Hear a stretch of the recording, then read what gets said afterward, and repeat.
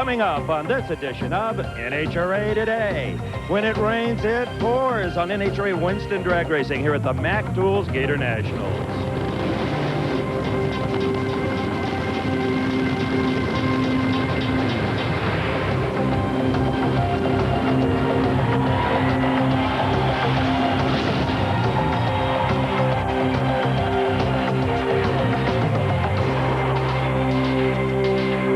It was Houston and now Gainesville. The only time ever back-to-back national events have been washed away.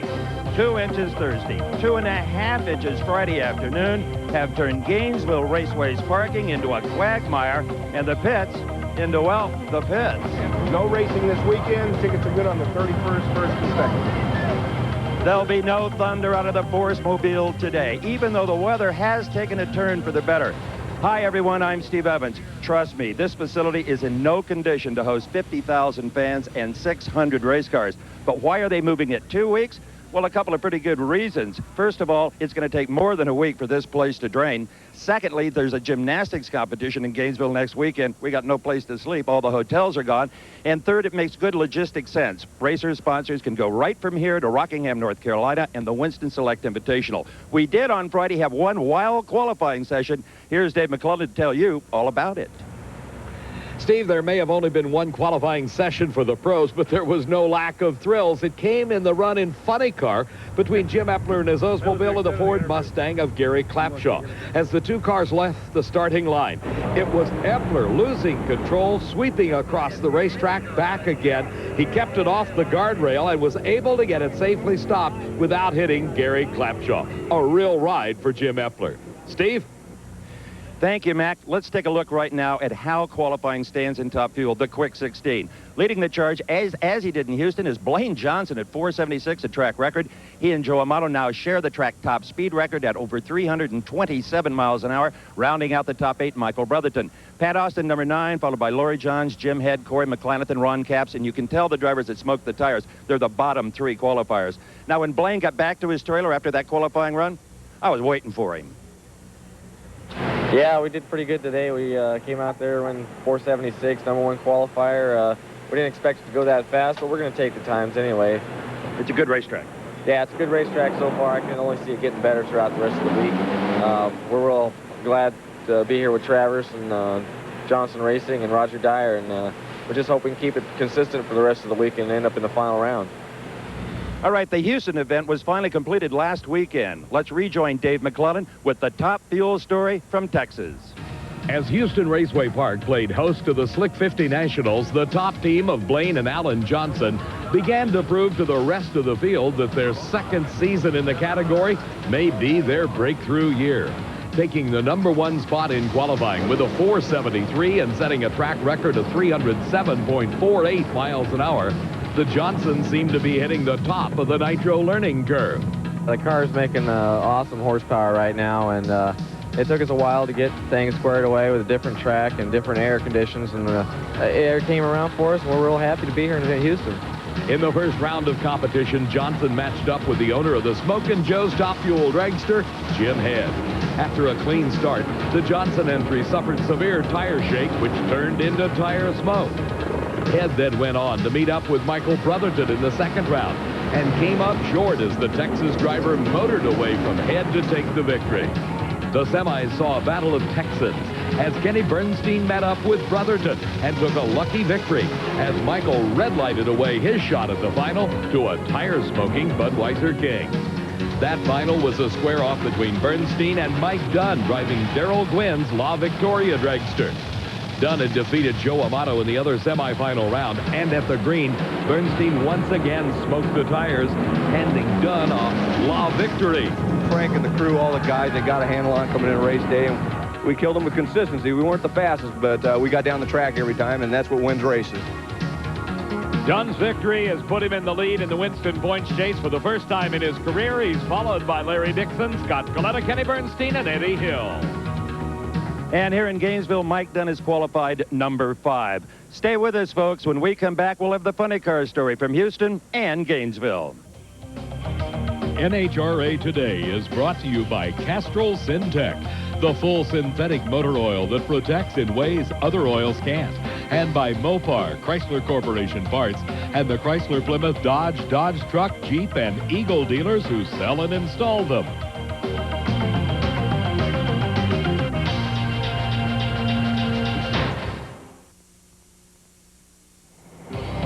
See you in 2 weeks, Mr. Glidden. Have a good trip to Indiana. Well, there's no racing here today at the Mac Tools Gatornationals due to the rain. In Houston last weekend, the funny cars were pounding the ground. Here's Dave McClellan's report. You'll like it.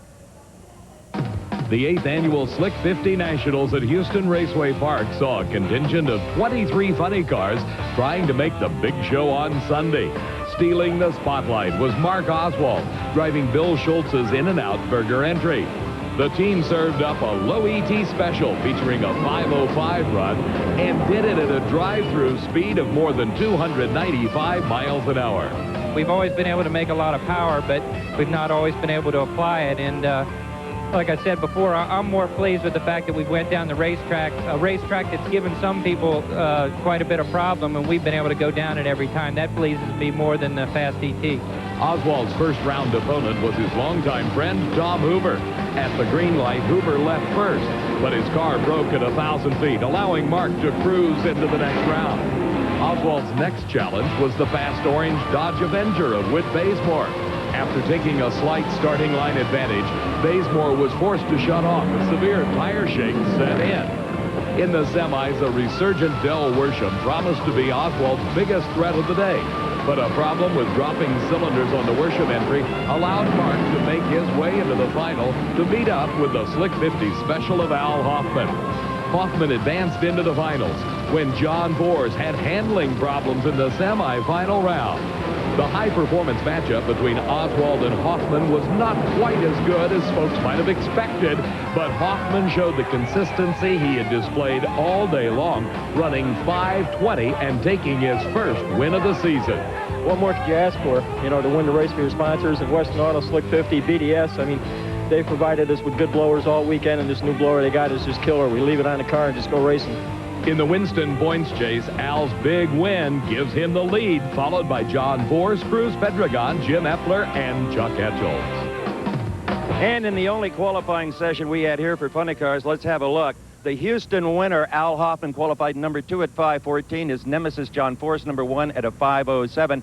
It took better than a 5:30 to get into the top 8. Number 9, Gordy Bonin, followed by Jerry Caminito, and a bunch of tire smokers on after that.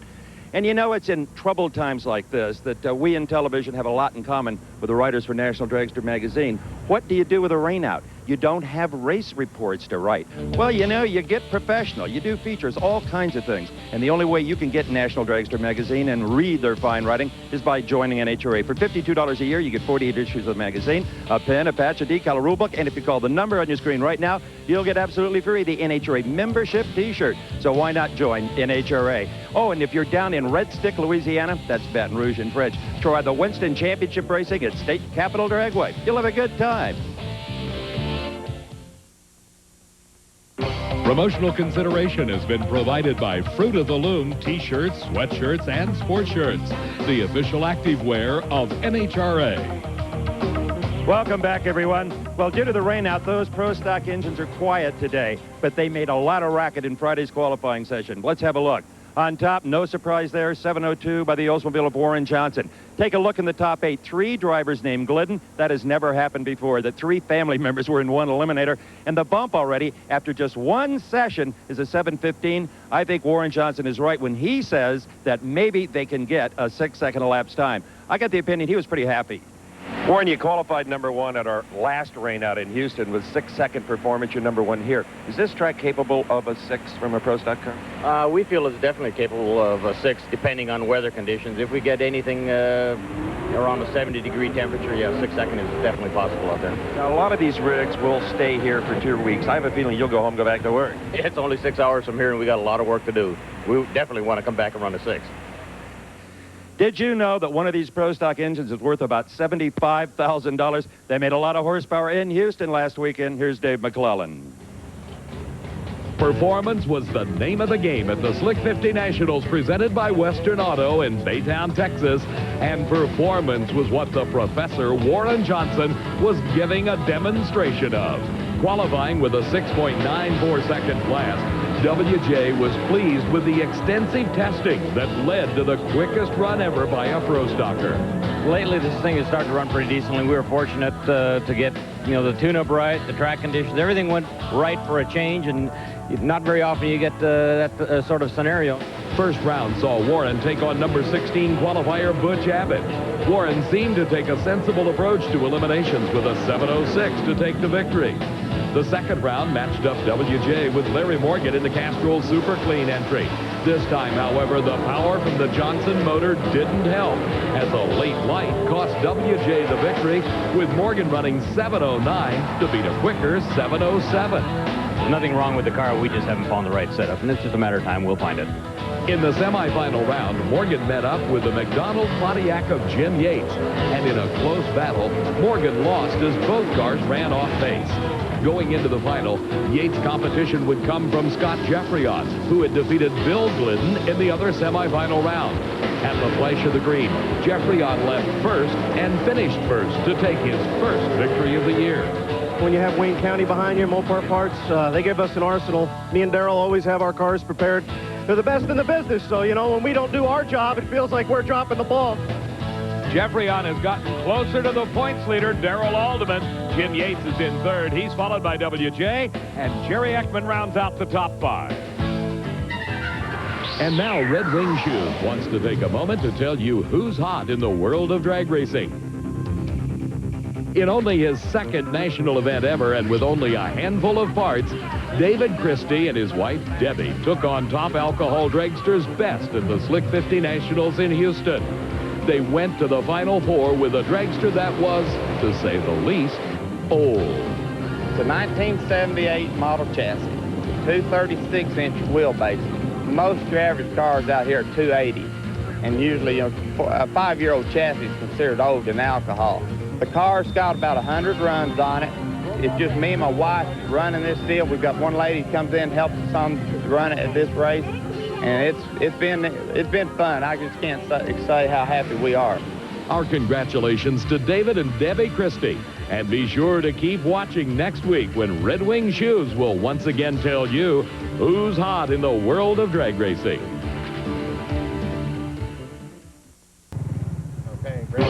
They got to tear it all down and put it back up in 2 weeks here at the Mac Tools Gatornationals. Pro stock bikes, there's a whole pit full of them here in Gainesville, but actually their season only began one race ago, last Sunday in Houston. Here's Dave McClellan with the story of the two-wheelers. The Slick 50 Nationals at Houston Raceway Park is famous for stellar performances, and this was especially true this year for the pro stock bike Winston champion David Schultz.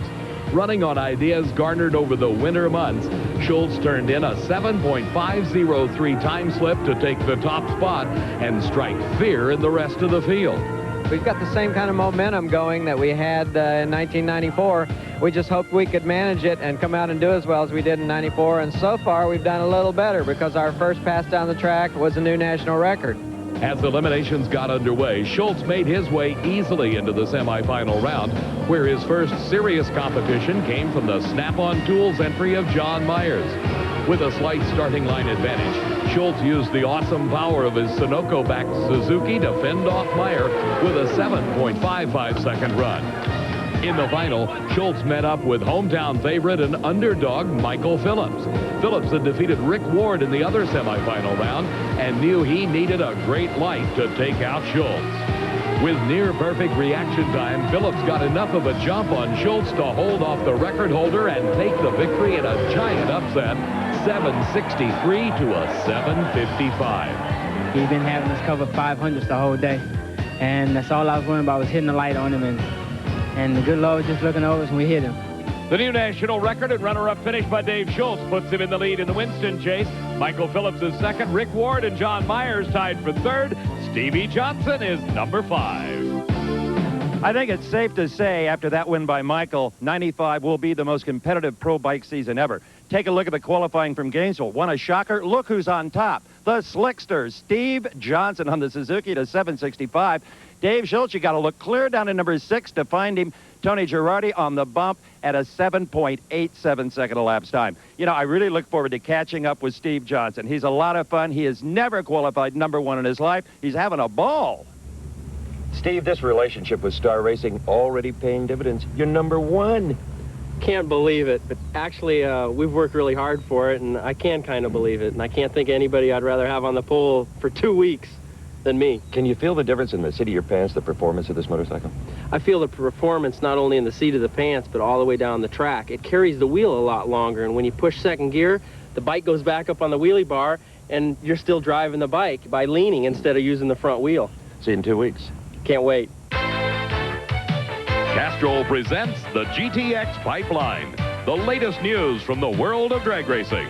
For a few months, drag racing fans who annually attend the NHRA U.S. Nationals at Indianapolis Raceway Park have been told a major convention had booked every available hotel room for the weekend of the '95 Nationals. However, developments late last week have remedied the no vacancy problem. Lex Dudas and his staff went to work with the mayor's office and the convention bureau, and I'm happy to report that we have a resolution. A number of rooms have been freed up, and there is no problem with hotel rooms at this time in Indianapolis. When making hotel reservations for the Nationals, always let the hotel know the booking is for the U.S. Nationals at Indianapolis Raceway Park. If fans continue to have problems or need additional race information, they're encouraged to call IRP at 317-293-RACE.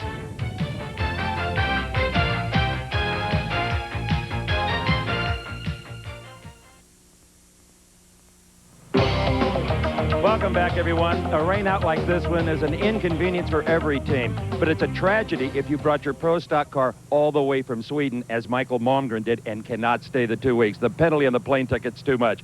Recently, we had a very interesting special that you liked a lot, so we're going to show it to you again. The Ironman 250 is a snowmobile race held primarily in Thief River Falls, Minnesota, and because of a lack of snow this year, the race has been shortened to just a river run, about 48 miles for 2 days. And I'm going to take part in the semi-pro class of this race, which will be just one shot down the river, 48 miles, flat out. It's on a frozen river, and it's a very fast course. It's very hard work. I got involved in the snowmobile race back in Brainerd at the Champion Auto Stores Nationals when some Arctic Cat officials came to the drag races and as guests of Latte Corporation, and they made me an offer that I couldn't refuse. You know, I said I'd be interested in trying a snowmobile race, and they said, "Yep, come on up." But they were laughing as they said it. I should have known better. When I first came up here, I was very excited about the opportunity. I was really looking forward to it. I thought, you know, piece of cake, no problem. I can go out there and win. I can show these guys what, you know, how to race these snowmobiles. And the first day after the 90-mile ride, I had a whole new perspective on this. It's so physical, and it's actually very specific, very specialized. And these guys that do this for a living are very, very good. These guys up here, they think, you know, okay, this guy Bazemore, he drives a Fuel Funny car, he goes 290 miles an hour. But let me tell you, these guys are plenty stout. They have what it takes. I had a chance to train with some professional riders and learn some lines and some tricks and how to be quick on these sleds. And it's a real art, it's a real science. It's very similar to motocross racing. Bazemore's going to pass him on the inside. Look at that move by a rookie driver. Went wide on the corner, cut down underneath, and took the lead away with Bazemore. Look at him hang over that sled just like the big guys do. He's catching on to this pretty quick.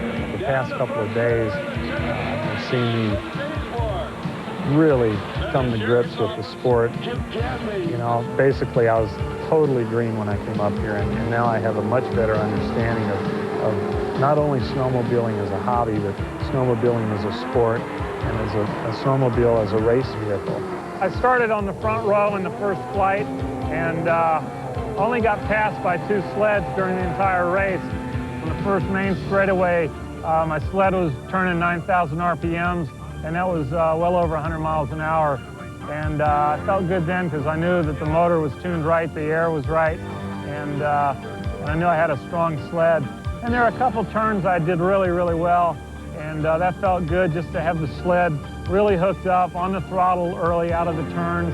And I knew that You know, no one could really do that any better. It's very smooth, it's very fast, it's all ice, of course, and the snowmobile hits a top speed of about 90 to 95 miles an hour. And with the carbide tips on the skis and the studs in the back track, it corners pretty much like a Formula One car. You know, it's all about being on the limit, being on the edge, pushing yourself, pushing your machine. After this experience, number one, I'm going to be a lot stronger, and number two, I understand the need to be in a lot better physical shape. My heart's in good shape, got low blood pressure, but my arms and my legs really don't have what it takes to survive a long race. Some advice for some of my funny car competitors: you think you're tough? You're not until you do one of these and do it well.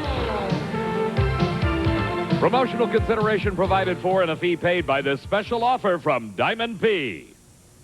Do you know what it would cost in time and money if you tried to tape all of our shows during a season and then edit together a 2-hour highlights package? It'd cost a lot, but you won't pay a lot for Drag Racing 94. And in it, you will see every John Force 4-second, 300-mile-an-hour run, every Scott Coletta explosion and victory, and of course, the mammoth battle between the Oldsmobiles and the Dodges in Pro Stock. This is a tape you should definitely add to your video collection because I say so. It's also a very good tape. Well, folks, with the rain out here in Gainesville, obviously, we will not be on Sunday afternoon from 5 to 6. Instead, you will enjoy Winners and Shade Tree Mechanic. For all of us here at NHRA Today, I'm Steve Evans. We'll see you again next weekend. Sorry about the weather. Truly tragic, but we will be back in 2 weeks live with the Gators. NHRA Today has been brought to you by Mopar, Chrysler Corporation Parts, and the Chrysler Plymouth, Dodge Truck, Jeep, and Eagle dealers who sell and install them. NHRA Today is a presentation of Diamond P Sports.